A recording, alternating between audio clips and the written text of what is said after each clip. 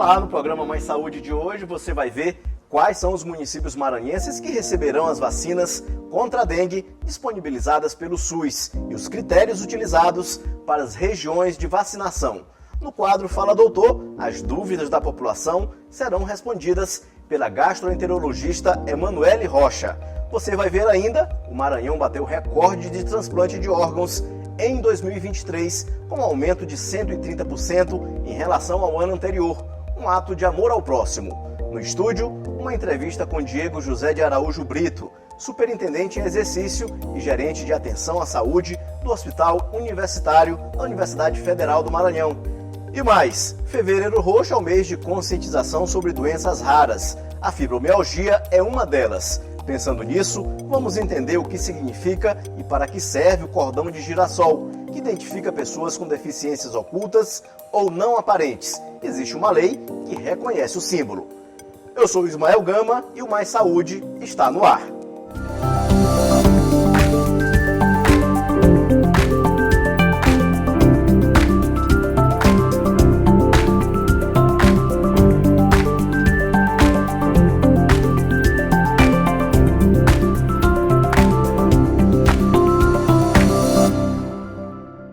A gente começa o Mais Saúde informando que no Maranhão 5 municípios vão receber doses da vacina contra a dengue disponibilizadas pelo SUS, Sistema Único de Saúde. A campanha está prevista para começar neste mês de fevereiro. O Brasil é o primeiro país do mundo a oferecer o imunizante no Sistema Público Universal. Os detalhes e critérios estabelecidos para a vacinação você acompanha agora na reportagem de João Carvalho. Dentro de algumas semanas, o Ministério da Saúde deve iniciar a distribuição das vacinas contra a dengue. O medicamento foi incorporado ao Sistema Único de Saúde e deve ser administrado em 2 doses com intervalo de 3 meses entre uma e outra. O Ministério escolheu 521 municípios para iniciar a campanha de vacinação. No Maranhão estão São Luís, São José de Ribamar, Paço do Lumiar, Raposa e Alcântara. Segundo a Superintendente de Epidemiologia e Controle de Doenças da Saúde Estadual, a vacinação vai ser iniciada tão logo as doses cheguem ao Maranhão. Já está no Brasil, mas ainda não houve distribuição de vacina para nenhum estado. Tem uma previsão de chegada para fevereiro ou março, mas tão logo ela chegue dentro do estado, ela vai ser distribuída para os municípios que foram selecionados dentro do estado.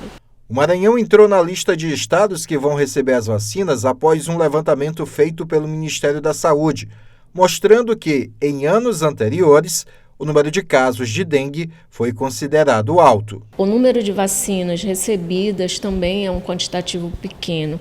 Então, com certeza, essa decisão não foi tão fácil, para ninguém. Tanto que ela não foi decidida de forma unilateral.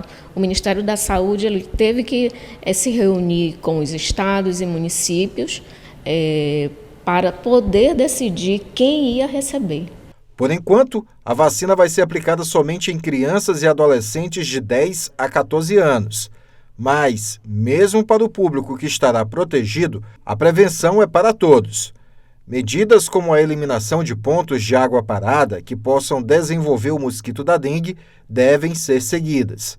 Neste ano, só no mês de janeiro, foram mais de 80 casos suspeitos da doença. Menos da metade foram confirmados. Ano passado, na verdade, o total do ano passado foi 358 casos, Então, esperamos que não, ou chegamos até o final do ano com esse total, ou um pouco menos. E no quadro Vacina Sim, você vai acompanhar os locais onde estão sendo aplicadas as vacinas para Covid-19, coronavírus, tetravalente, BCG, tétano e meningite.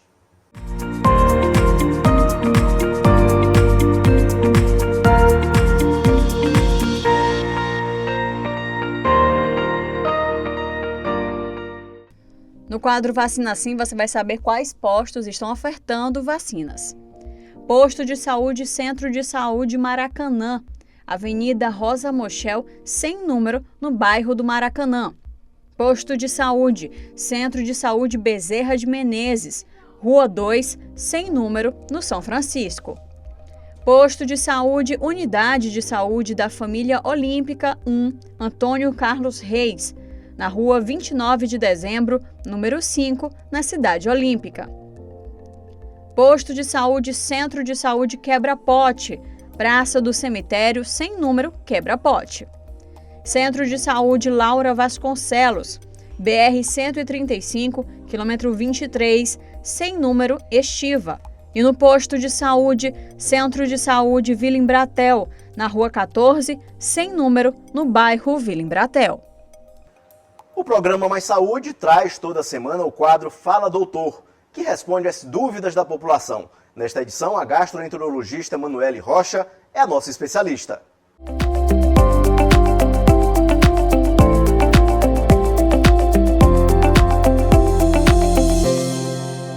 Queria saber qual é a diferença entre intolerância à lactose e alergia. Pronto, vamos lá. Então, primeiro a gente precisa esclarecer às pessoas o que é lactose, né? Porque esse termo intolerância à lactose. A lactose é um tipo de carboidrato que está presente no leite e nos derivados do leite. E o que é que acontece? Quando a gente absorve a lactose, que é um produto que está presente nesses derivados do leite e no próprio leite, a gente precisa de uma enzima para fazer a digestão da lactose, que é um tipo de carboidrato. E o que é que acontece? Em qualquer idade, a gente pode desenvolver essa intolerância. Meu organismo deixa de produzir essa enzima e aí eu vou ter intolerância. Então, pode ter vários sintomas também. A diferença da alergia à proteína do leite é que a alergia já é uma doença imune, você vai produzir anticorpos, e a caseína, a proteína do leite, é uma proteína e não um carboidrato. Então você vai desenvolver alergia que pode ter manifestações cutâneas, né? E é uma doença imune, uma doença relacionada com o processo, com a imunologia do paciente e não de intolerância alimentar. Qual idade eu posso solicitar um teste de intolerância à lactose? Então, em qualquer idade, desde que haja suspeita, de acordo com o sintoma que o paciente está tendo, ela pode se desenvolver em qualquer idade. Então, desde a criança, a adolescente, a adulto e até idoso. Então, é muito comum o paciente, às vezes o idoso, chegar para a gente e dizer: poxa, agora eu desenvolvi intolerância à lactose? Pode. Então, desde que o médico suspeite, a gente pode pedir um exame, que é um exame de sangue, de laboratorial, para realmente confirmar. Então, a qualquer idade pode ser feito um exame de intolerância à lactose. Valquilaine Serra Pereira. Quais os sintomas do refluxo e quais os alimentos eu devo evitar? Então, o refluxo é uma doença bem comum hoje, né? E o que caracteriza o refluxo? A gente tem duas vertentes. A gente tem os sintomas típicos do refluxo e a gente tem os sintomas atípicos do refluxo. Os sintomas típicos, que são mais frequentes e que chamam a atenção do paciente, é azia e queimação, porque o suco gástrico, ele atinge a região do esôfago, né? E pode existir também sintomas atípicos, que às vezes o paciente faz procurar outros profissionais. Que sintomas podem ser esses? Que faz confundir o próprio paciente, só que o especialista vai saber que aquele sintoma é de refluxo. O paciente pode ter tosse, né, que está relacionado também com sintomas que pode ter pigarro, irritação na garganta, porque o refluxo pode atingir a região da garganta. O paciente também pode ter crises frequentes de dores de garganta, que a gente chama de odinofagia, mas os sintomas mais frequentes que chamam a atenção de trazer o paciente para o médico é a azia e a queimação, que é o nosso dia a dia. Quais os sintomas da síndrome do intestino irritável? Isso é uma pergunta bastante frequente no nosso dia a dia também, né?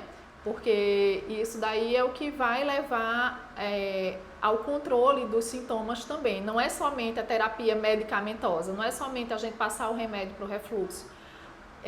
Os alimentos também são muito importantes, porque tem determinados alimentos que provocam sintomas de refluxo. E quais são os mais comuns? Que é café em excesso, né? Não é aquele cafezinho que você toma só uma vez ao dia, é o café em excesso, mais de 2 vezes ao dia, né? Irritantes gástricos, que a gente chama, pimenta, refrigerante. Não somente a alimentação também é importante, mas também o hábito de você comer e se deitar, comer ingerindo líquidos, comer rápido sem mastigar os alimentos.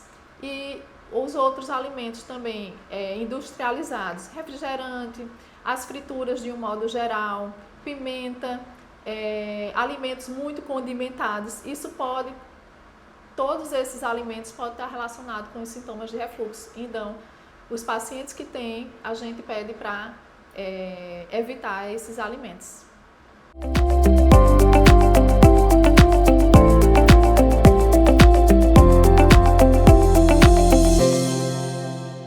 E após o intervalo, o Maranhão tem aumento de 130% no transplante de órgãos. E veja também uma entrevista com Diego José de Araújo Brito, superintendente em exercício e gerente de atenção à saúde do Hospital Universitário do Maranhão. É logo após o intervalo, eu aguardo você.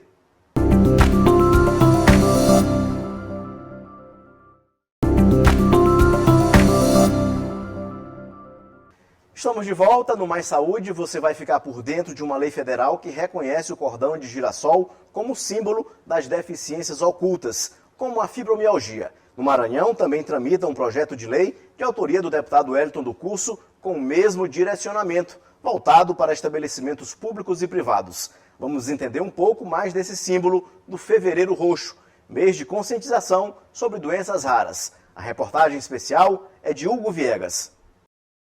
O crachá com girassóis passou a ser um item essencial no dia a dia da família de Lucélia, com os filhos Francisco, de 9 anos, com autismo, e Maria Lúcia, de 13, com TDAH e epilepsia. A identificação foi encarada como um avanço. Ambas as condições deles são deficiências e doenças que são ocultas, ou seja, se a gente olhar, visivelmente eles não têm características. Não é como uma pessoa que usa cadeira de rodas, não é como uma pessoa que usa uma bengala, alguma coisa assim, que tem locomoção reduzida, que vai dar para ver de primeira. Então, quando surgiu a ideia do cordão de girassóis, eu cuidei logo de providenciar para eles, porque como não dá para saber o que eles têm olhando, então a gente tinha que identificar, justamente para a gente não passar nenhum constrangimento. O cordão ou colar de girassol, como ficou conhecido, auxilia na identificação de pessoas com as chamadas deficiências ocultas, sem sintomas visíveis, como surdez e autismo. A medida pretende facilitar o acesso a direitos garantidos por lei, como prioridade no atendimento, por exemplo.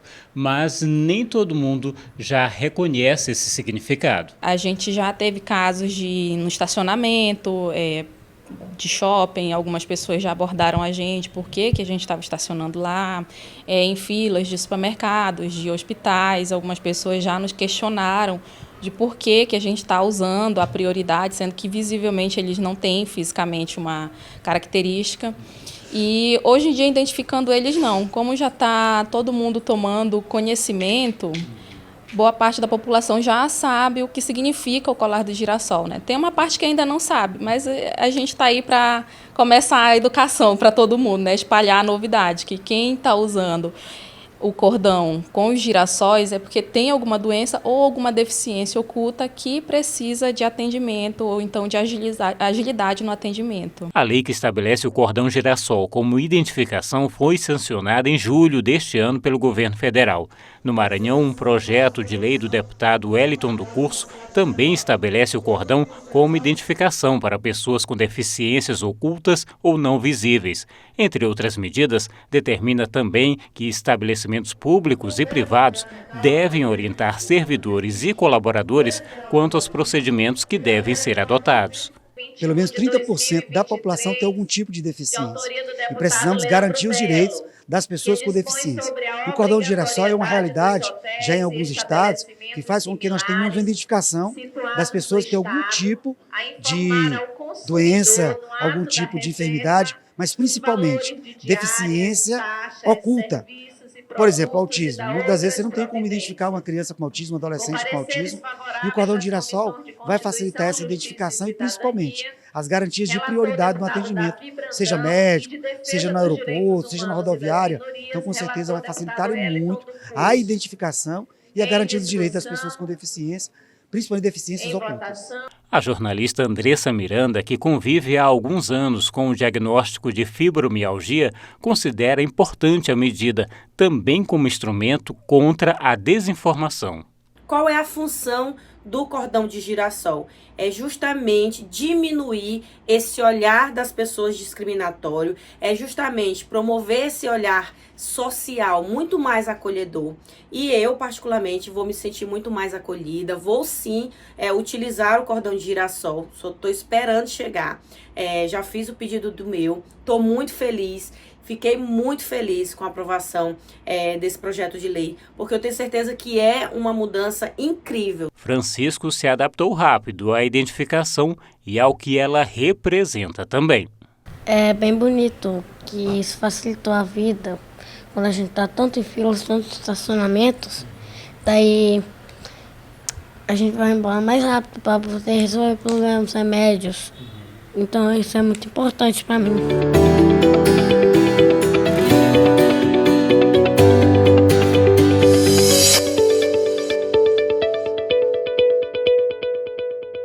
E uma boa notícia para quem está na fila de espera para continuar vivendo. O Maranhão bateu o recorde de transplante de órgãos em 2023, com um aumento de 130% em relação ao ano anterior.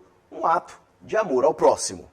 Após 10 anos na fila de espera, Nayara finalmente conseguiu uma nova vida ao passar por um transplante de rim aos 28 anos. Depois do transplante, eu vi que eu ganhei uma vitalidade. Então, é uma vida totalmente diferente. Assim, durante a hemodiálise, eu consegui seguir a minha vida. Durante o tratamento, eu consegui entrar na faculdade de medicina, consegui levar o curso com a ajuda dos meus amigos, da minha família. Eu consegui levar, até o transplante. Eu casei também, assim a minha vida não parou. Eu consegui com muita força de vontade mesmo, e a força de Deus me guiando para conseguir seguir a vida. Segundo a Secretaria de Estado da Saúde, o ano de 2023 apresentou um crescimento de 130% no número de transplantes de órgãos. Foram 62, um aumento considerável em relação a 2022, que teve apenas 27. Em relação aos transplantes de córnea, o salto também foi positivo. Saímos de 133 para 255, um aumento de 88%. Cada 100 pacientes que são viáveis para a doação de órgãos e tecidos, só 40% doam, Esses 60% a gente ainda acaba perdendo. Mas isso é uma questão cultural, Então, virar essa chave para zerar as filas de transplante no país, precisa que a população, que a sociedade vire essa chave, Então, a gente enxerga hoje uma grande iniciativa do poder público, das políticas de transplante do Estado, do município, dos hospitais, dos profissionais de saúde, mas a gente só vai conseguir realmente emplacar quando a sociedade entender a importância do transplante e se predispor a essa mudança cultural. A boa notícia é fruto de campanhas e de mais informação. Quando aumenta o conhecimento, as chances de doações também crescem, junto com a esperança de uma nova vida. Existe um cadastro técnico único, que na verdade não é uma fila, é uma lista. E a partir do momento que um paciente ele é avaliado por um especialista e recebe a indicação de transplante, seja o transplante de córnea, de rim, fígado, coração ou outro, existe toda uma documentação comprobatória em relação a exames complementares e relatórios para comprovar a necessidade do transplante. Esse paciente ele entra na lista pela equipe especialista, Então o próprio médico especialista que é cadastrado pelo Ministério da Saúde e tem essa autorização, ele coloca o paciente nessa lista. A partir do momento que esse paciente entra na lista, ele entra no cadastro estadual, que também se comunica com o cadastro nacional, do Sistema Nacional de Transplantes. No programa de hoje, a nossa entrevista é com Diego José de Araújo Brito, superintendente em exercício e gerente de atenção à saúde do Hospital Universitário da Universidade Federal do Maranhão. Ele vai falar sobre as principais ações do hospital, que possui 2 unidades e 9 anexos. Superintendente, seja bem-vindo aqui ao programa Mais Saúde da TV Assembleia. Muito obrigado, Ismael, pelo convite. É um prazer estar aqui com você no programa Mais Saúde, para a gente poder falar um pouquinho sobre a nossa instituição, né, a importância do Hospital Universitário para a saúde e para a educação no estado do Maranhão. Superintendente, muita gente não sabe, mas a estrutura do Hospital Universitário ela é bem mais ampla do que a gente percebe. Isso, então o Hospital Universitário ele é composto por 2 unidades hospitalares, que é a Unidade Presidente Dutra e a Unidade Materno-Infantil. A Unidade Presidente Dutra, ela faz o atendimento do paciente adulto, né, na alta complexidade, na área de cardiovascular, neurocirurgia, ortopedia, urologia, transplantes. Faz o atendimento ambulatorial, faz o diagnóstico complementar através dos exames de imagem, exames de laboratório, e a unidade materno-infantil está focada no atendimento da mãe, da gestante e da criança. E além disso, né, para dar suporte às nossas atividades assistenciais, nós temos ainda 9 prédios em anexo, onde funcionam os nossos ambulatórios, né, das diversas especialidades médicas.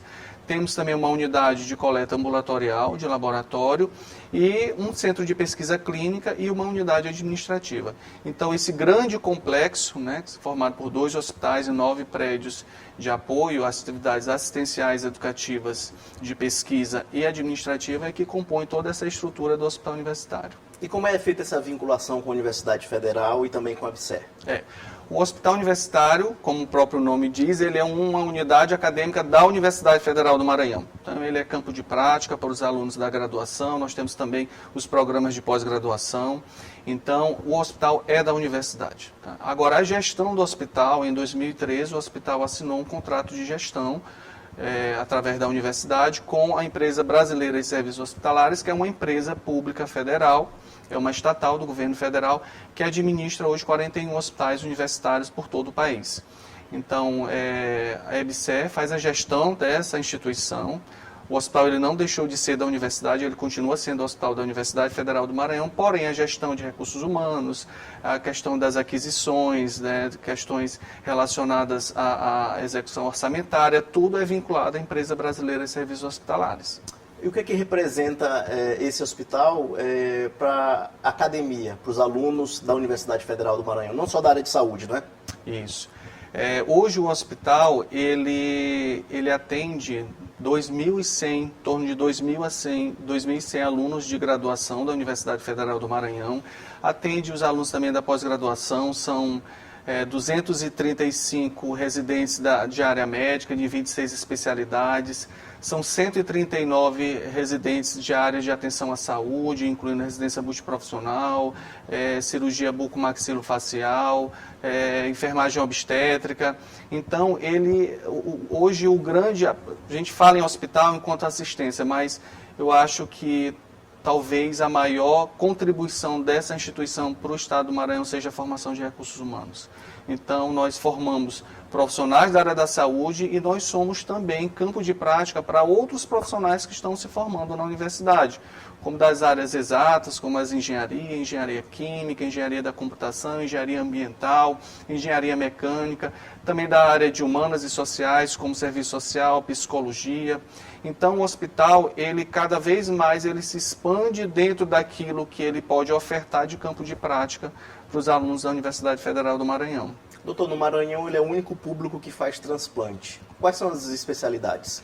Então, hoje o hospital está credenciado para fazer transplante de órgãos, sólidos e tecidos. O tecido foi o nosso primeiro transplante em 96, que foi o transplante de córnea. Então, o hospital está habilitado desde o ano de 96 para a realização de transplante de córnea. E o primeiro transplante de órgão sólido foi o rim, no ano de 2000. E a partir daí veio o fígado, que foi habilitado em 2017, porém o primeiro realizado em 2018. E também estamos credenciados a fazer o transplante cardíaco. O hospital hoje ele se organiza para poder dar esse passo, né, a mais, que é o transplante cardíaco para o estado do Maranhão.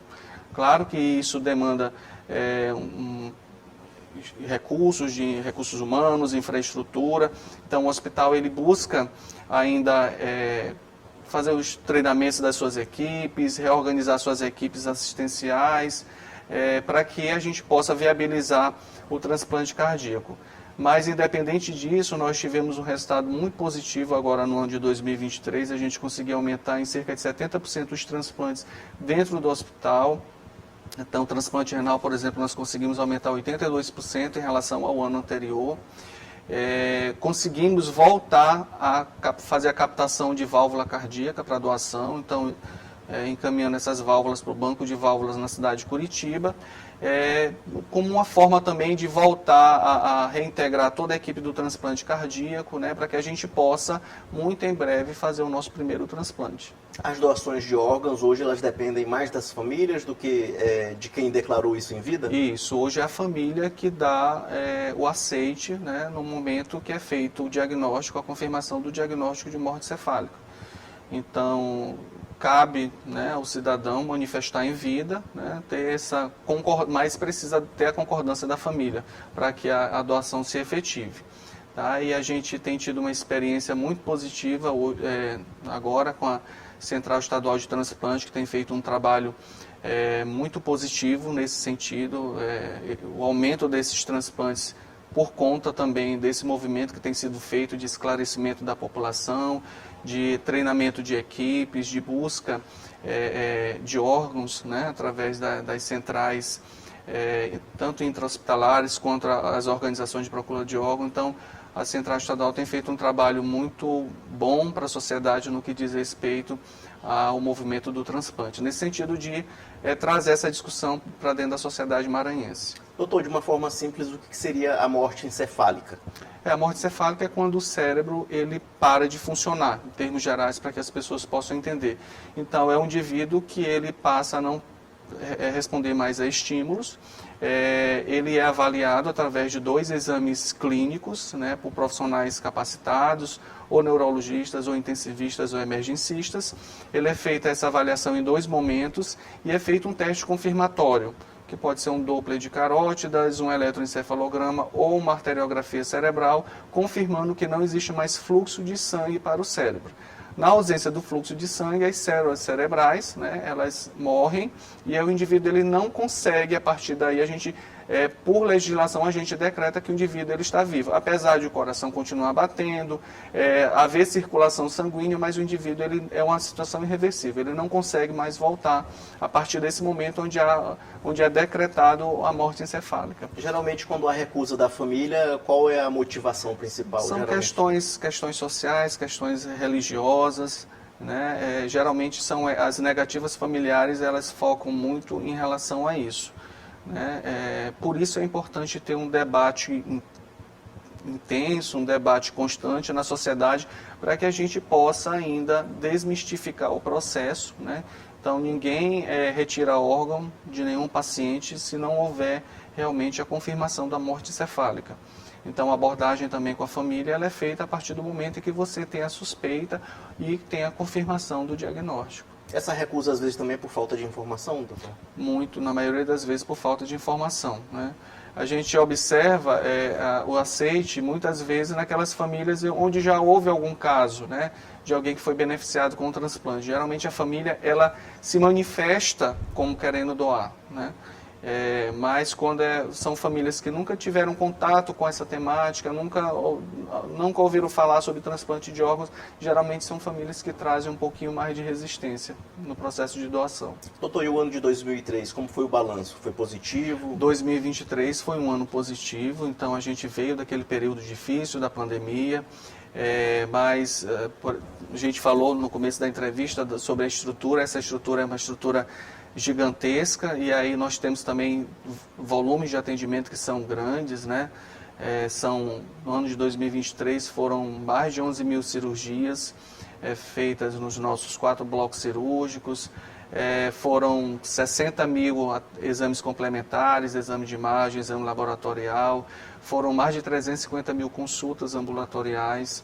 Então, o hospital ele começa a apresentar os números e até números acima daquilo que fazia antes da pandemia, né? Nossos números, hoje, eles são superiores àqueles do ano de 2019. E para esse atendimento ter sido positivo, também teve um trabalho mais humanizado com os pacientes? Como é que funciona isso lá? Então, a área de humanização é um dos pilares da instituição. A gente não quer só fazer volume de atendimento, a gente precisa atender bem.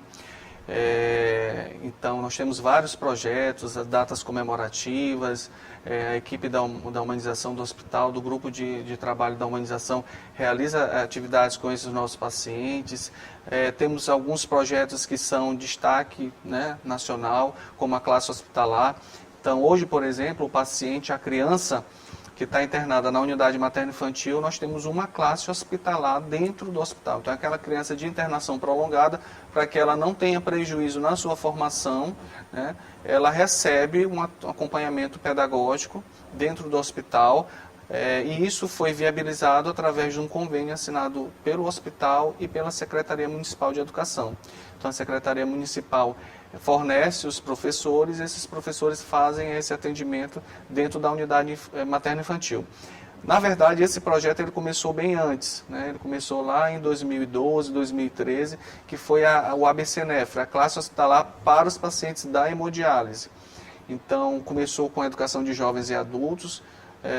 Nós observamos que tínhamos muitos pacientes que não tinham escolaridade ou que não conseguiam ler ou interpretar aquilo que era repassado, e isso comprometia muito, né, a sua saúde, no que diz respeito a entendimento das orientações da equipe de saúde, até a própria leitura da receita médica. Então, eles tomavam, às vezes, os medicamentos nos horários errados ou de forma errada, porque eles não conseguiam ler e interpretar uma receita.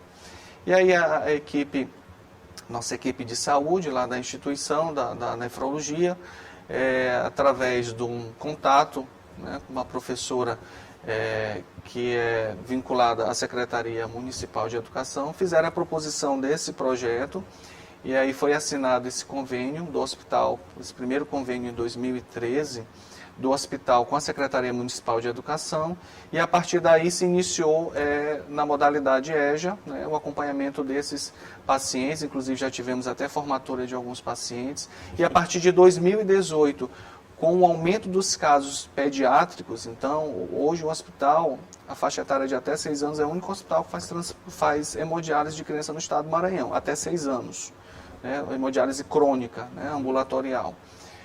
E aí, com o aumento dessas crianças, hoje nós temos cerca de 20 crianças fazendo hemodiálise lá no hospital, então foi expandido esse projeto também para atendimento das crianças. Então, hoje existe o grupo, né, que está sendo acompanhado, que é da educação de jovens e adultos, e nós temos também hoje das crianças também que estão sendo acompanhadas da educação infantil.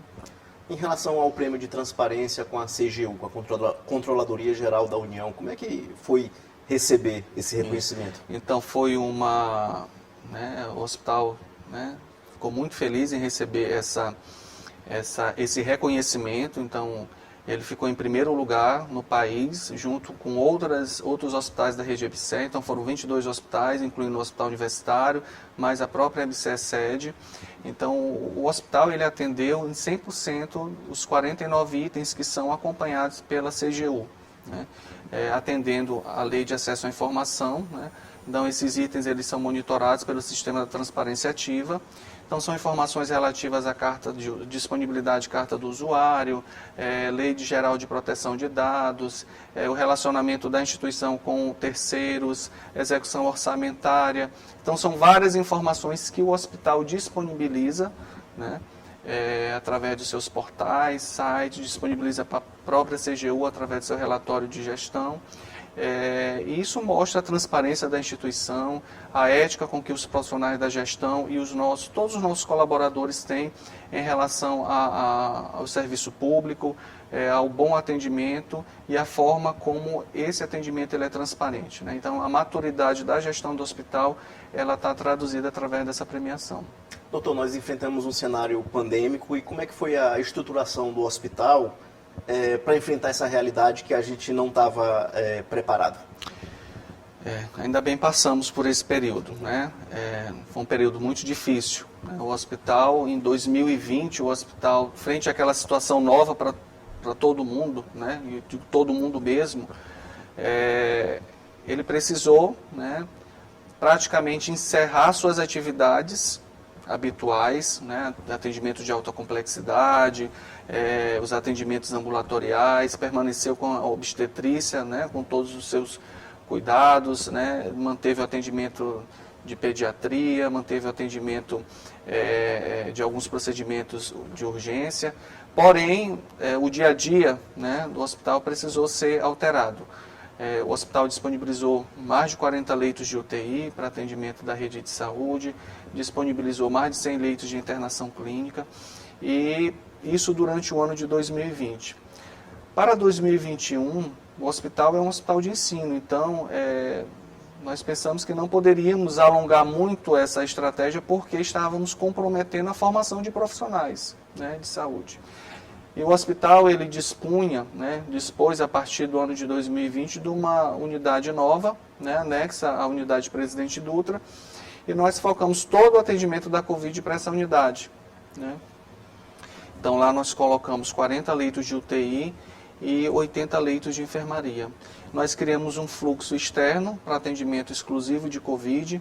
A EBSER disponibilizou nesse período um seletivo, então nós conseguimos contratar profissionais para essa finalidade e retornamos o atendimento das outras demandas do hospital, né, por outro fluxo de atendimento. Então não havia cruzamento, então os pacientes não se encontravam e nós conseguimos atender esses pacientes de maneira segura, para que não houvesse dentro do hospital contaminação interna. Tanto é que houve, nesse período, no começo de 2021, a Operação Manaus, né, que eu acho que as pessoas ainda recordam dessa situação, em que teve aquela crise lá na cidade de Manaus e que foi preciso que os outros estados absorvessem parte da população lá de Manaus, que estava aquele caos, falta de oxigênio. Nós recebemos 39 pacientes e nós conseguimos fazer assistência a esses pacientes sem evidência de que nós tivéssemos uma contaminação interna, né, no hospital, uma transmissão interna da Covid. Então, assim, foi um momento muito desafiador. Eu acho que essa experiência ela ficou para a gestão, ficou para os profissionais. Eu acho que frente a situações de calamidades como a que nós vivemos, o hospital hoje ele tem a maturidade para atender caso haja, que nenhum de nós quer, né, que aconteça, né, situação parecida, mas hoje o hospital, por conta dessa experiência, o hospital está preparado para, caso aconteça, atender a população. Doutor Diego, muito obrigado pela sua participação aqui no programa Mais Saúde da TV Assembleia. A gente agradece. Muito obrigado, Ismael. A gente fica muito feliz de poder estar aqui, né, discutindo um pouquinho, apresentando o Hospital Universitário e reforçando que esse hospital ele tem um propósito, né, que está definido no seu mapa estratégico, que é educar para transformar ou cuidar.